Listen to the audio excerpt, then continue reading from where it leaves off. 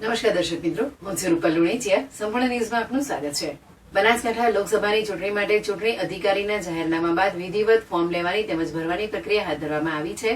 જેમાં પ્રથમ દિવસે શુક્રવારે 30 ફોર્મનું વિતરણ કર્યું હતું, જો કે એક પણ ફોર્મ ભરાયું ન હતું. બનાસકાંઠા લોકસભાની ચૂંટણીનું મતદાન તારીખ 7 મે 2024ના રોજ યોજાનાર છે, જેને લઈ વહીવટી તંત્ર દ્વારા તમામ તૈયારીઓને આખરી ઓપ આપવામાં આવ્યો છે.